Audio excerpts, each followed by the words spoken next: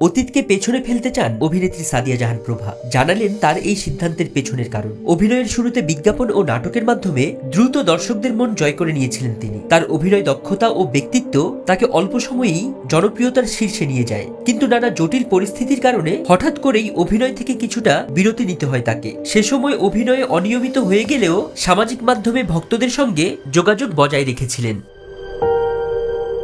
বর্তমানে নিজের জীবনের নতুন অধ্যায় নিয়ে এগিয়ে যাচ্ছেন প্রভা। তিনি স্পষ্ট জানিয়ে দেন, অতীত নিয়ে আর ভাবতে চান না। জীবনের নানান চড়াই উতরাই ঝুটঝামেলা পেরিয়ে আজ তিনি সেসবের ঊর্ধ্বে উঠেছেন।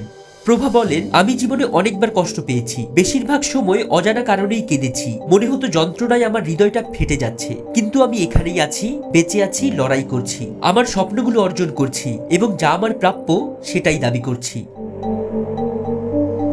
তার এই ইতিবাচক মনোভাব তাকে আরো শক্তিশালী করে তুলেছে। তিনি আরো যোগ করেন, জীবনে এমন কিছু মুহূর্ত আসে যখন আমাদের হাতে কিছু করার থাকে না, তবে আমার কাছে সবচেয়ে গুরুত্বপূর্ণ বিষয় হলো আমি সব কষ্ট থেকে সেরে উঠেছি এবং এগিয়ে যাচ্ছি। আমি আর অতীতের ভার নিয়ে বাঁচতে চাই না। বুঝেছি কোনো কিছু কম মেনে নিয়ে থাকতে পারবো না, কারণ আমি তা ডিজার্ভ করি না। এবার আমি নিজের জয় নিশ্চিত করব।